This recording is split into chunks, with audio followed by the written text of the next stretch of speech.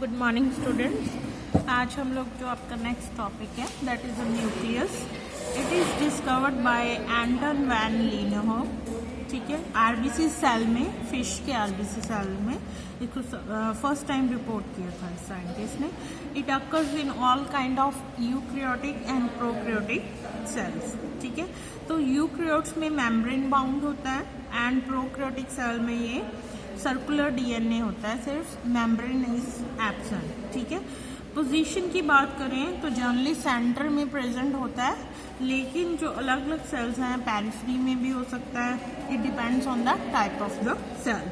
ठीक है, नंबर की बात करें, एक न्यूक्लियस में एक से ज़्यादा भी हो सकते हैं तो उसको बाइन्यूक्लियट कहते हैं। ज़्यादा हो तो 2 हो तो बाइन्यूक्लियट, उससे ज़्यादा हो तो मल्टीन्यूक्लियट। तो कई सेल्स में ये एब्सेंट होता है तो उसको बेटा ये कहते हैं हम लोग ए न्यूक्लियट। ठीक है, तो ये है उसका number. Now comes to the shapes of the nucleus. There are different types of shapes are present, like flattened है, राउंड है, ओवल है। ठीक है, एस शेप भी होगा, तो 3 लोब्स भी हो सकते हैं, 2 लोब्स भी हो सकते हैं। तो शेप्स भी सेल के अकॉर्डिंगली वेरी करती हैं। अगर हम साइज की बात करें, साइज बेटा again type of the cell के अकॉर्डिंगली वेरी करता है। जितना ज़्यादा क्रोमेटिन होगा, ठीक है, न्यूक्लियस में उसमें जो साइटोप्लाज्म में उतना बड़ा वो न्यूक्लियस होगा। ठीक है, तो अगर इसके स्ट्रक्चर करें न्यूक्लियस का तो there are 2 membranes are present, outer membrane and inner membrane. ठीक है, between the 2 membranes there is a space which is a inner nuclear membrane. ठीक है, तो अंदर की बात करें, there is a matrix is present which have various kind of the granules are present. ठीक है, तो इसमें क्रोमेटिन जो है सस्पेंडेड है। ठीक है, यूक्रोमेटिन भी है, हेट्रोक्रोमेटिन भी। हेट्रोक्रोमेटिन कौन सा रीजन होता है? जो डेंस पार्ट होता है। ठीक है, यहाँ पे जो डीएनए या आरएनए है हाईली कंडेंस फॉर्म में पड़ा होगा, उसको हम लोग हेट्रोक्रोमेटिन कहते हैं। ठीक है, तो जो लिक्विड पार्ट है वो उसको कैरियोलिम्फ कहते हैं। ठीक है, there is again another structure is present in the nucleus that is called nucleolus. Actually it is a dense part of the chromatin.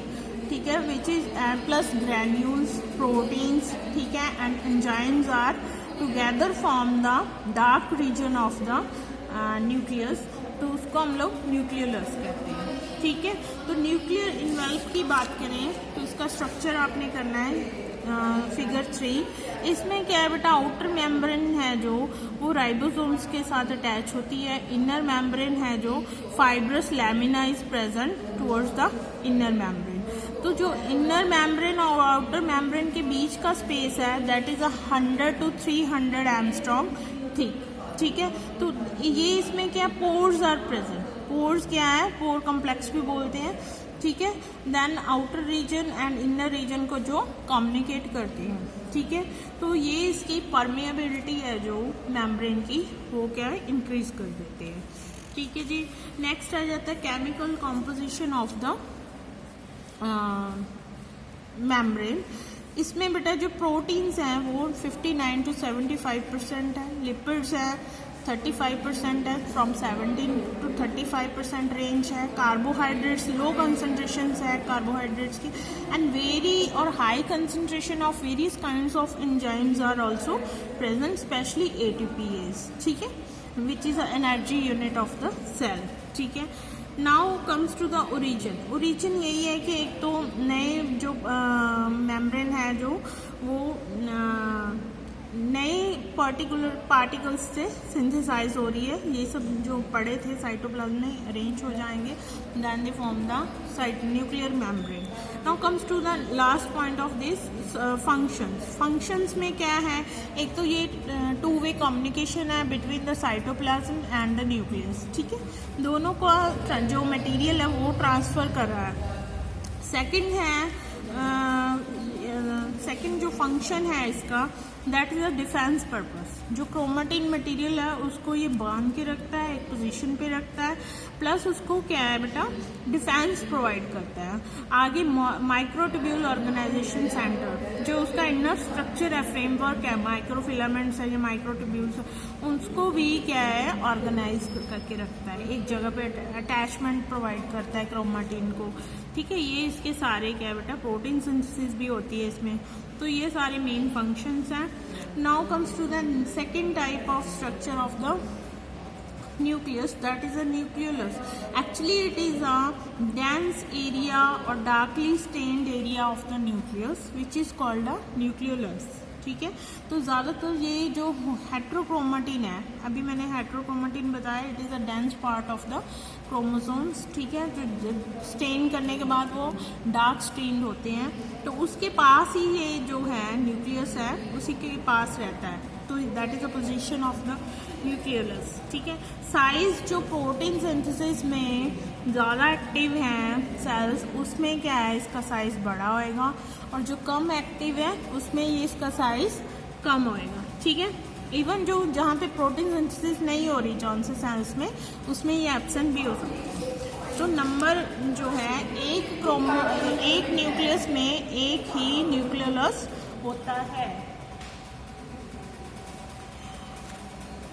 अगर इसका स्ट्रक्चर देखें तो ये जो है क्रोमेटिन है, peri nucleolar chromatin, intra nucleolar chromatin जो suspended है अंदर, ग्रैन्यूल्स हैं, फाइब्रिल्स हैं जो फ्रेमवर्क प्रोवाइड कर रही है, प्लस ये सब कुछ किस में सस्पेंडेड है, that is present in the matrix portion of the nucleolus.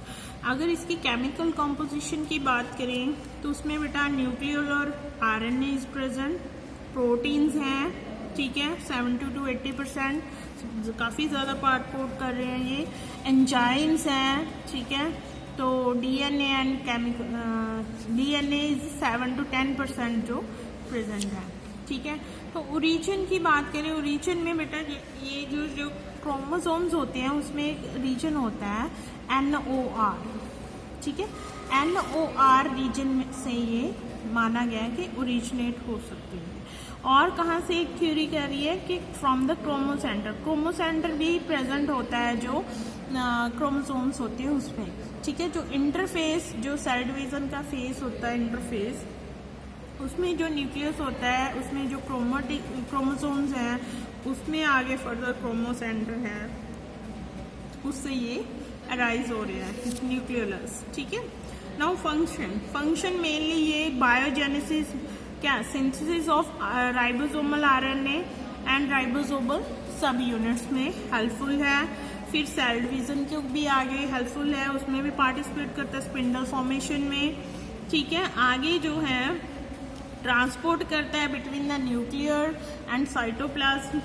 ठीक है, क्या ट्रांसपोर्ट करता है, डिफरेंट काइंड्स ऑफ आरएनए, जैसे ribosomal RNA, messenger RNA and transfer RNA. ठीक है, तो ये आज के लिए इतना ही है, आगे हम लोग फर्दर कल नेक्स्ट लेक्चर में करेंगे। ठीक है जी, थैंक यू।